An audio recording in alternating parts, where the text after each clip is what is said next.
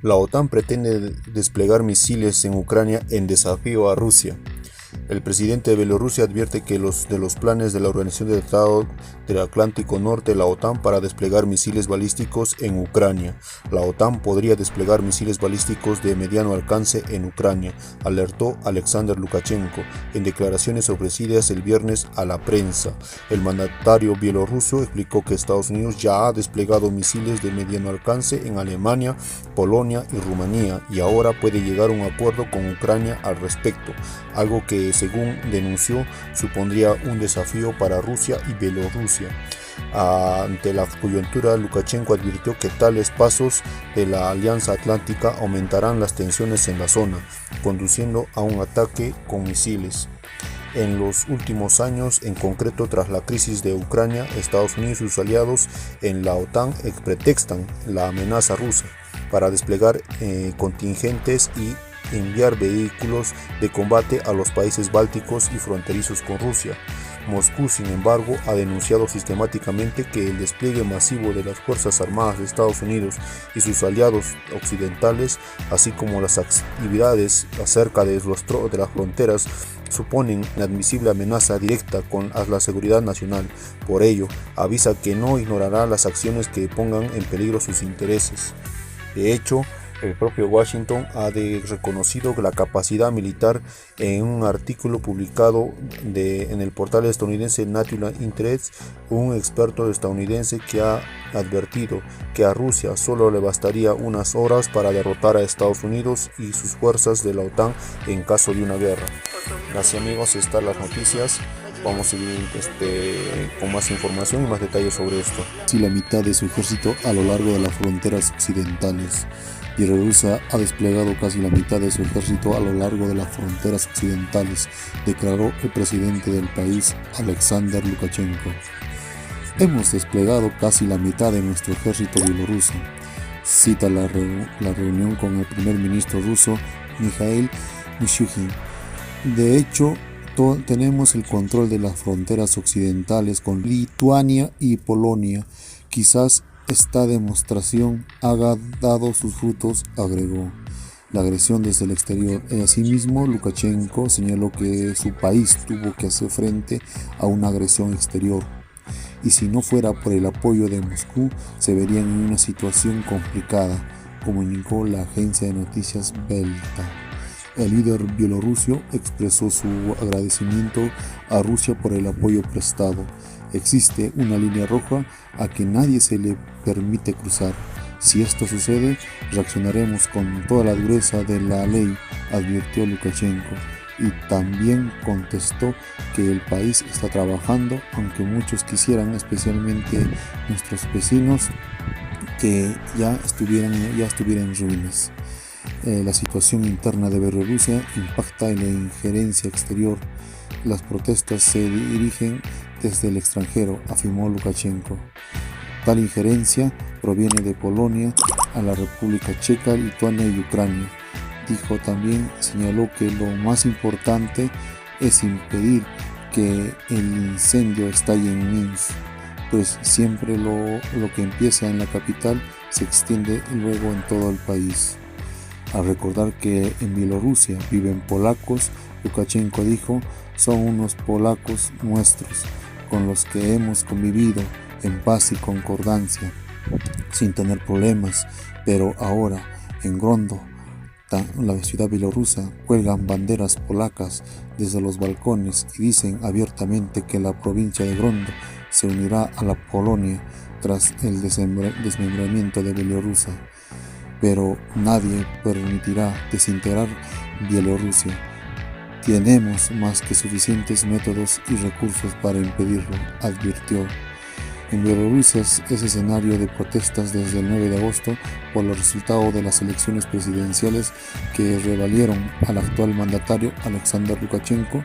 Según el escrutinio oficial, Lukashenko tuvo 80,1% de los votos, pero la oposición insiste en que su candidata Tijanovska ganó las elecciones y exige una repetición de los comicios, opción que Lukashenko ha descartado en términos contundentes. Los primeros días de las protestas, las fuerzas del orden recurrieron al gas lacrimógeno, balas de goma, cañones de gas, agua y granadas antidisturbios para dispersar a los manifestantes. Según el ministro del Interior, las movilizaciones se saldaron con 3 muertos, centenares de heridos, entre ellos más de 120 agentes y más de 6.700 detenciones. Esto da a entender que los métodos de golpismo pueden estar también en Bielorrusia, ¿verdad? Ya conocemos cómo lo pasó en Bolivia, suficientes datos para advertir que Bolivia fue agredida y después del golpismo vino la represión, ¿verdad? Entonces estar atento por la frontera occidental, Bielorrusia con Letonia y Polonia, ¿no? Está también con Ucrania, ¿no? Ucrania, un país altamente y con la ideología del fascismo, ¿no? Después del golpe de estado del 2014 en Ucrania, en lo que hizo los golpistas, comenzaron a tener una ideología del fascismo, ¿no? De la fuerza, por la fuerza, ¿no? En Ucrania.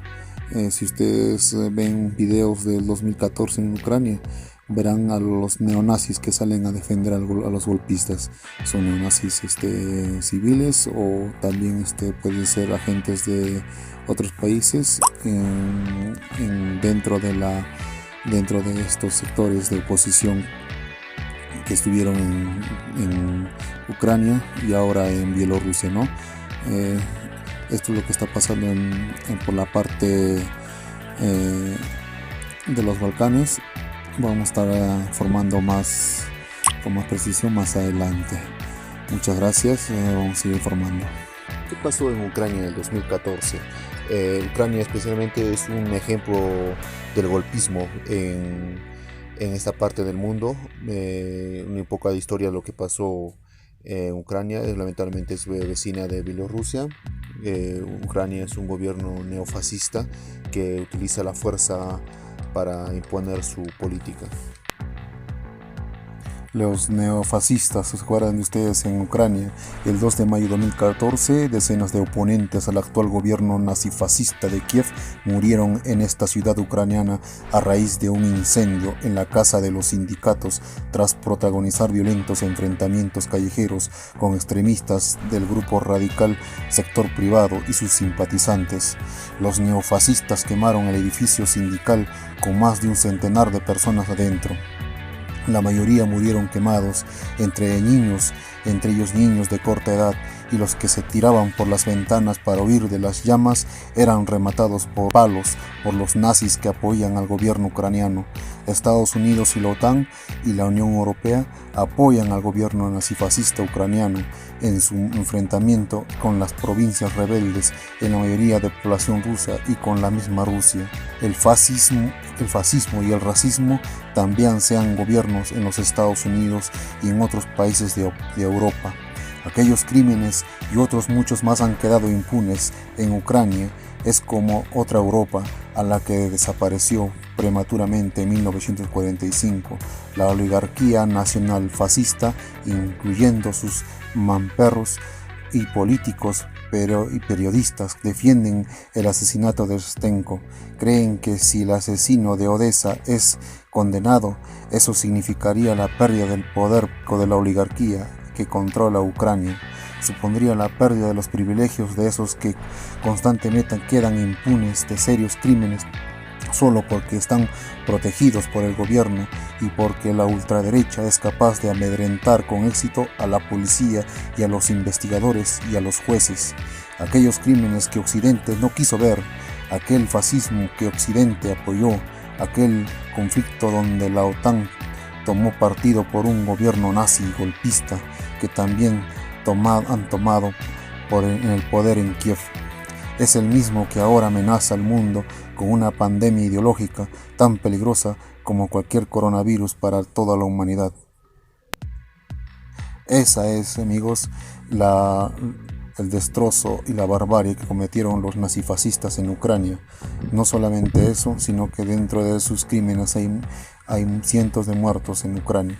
Lamentablemente, el fascismo en todo su esplendor en Ucrania, como también en Bolivia y en otros países donde dieron golpe de estado la extrema derecha, ¿verdad?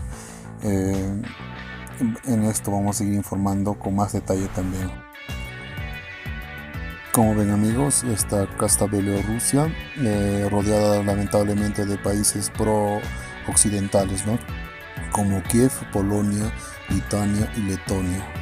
Esos países pro-occidentales, la mayoría, y especialmente Ucrania, ¿no? Que es un país netamente derecha rancia, ¿no? De la ultraderecha rancia, pro-occidental, pro-europeo, ¿no?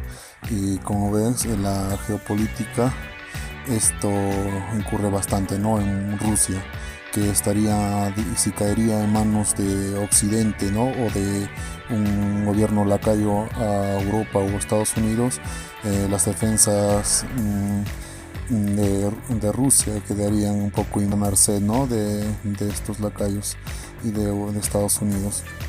Como ven, la frontera ha resguardado Bielorrusia, la frontera entre Lituania y Polonia, y especialmente Ucrania, ¿no? Como les dije, Ucrania, el fascismo ucraniano es el más fuerte que está en Europa.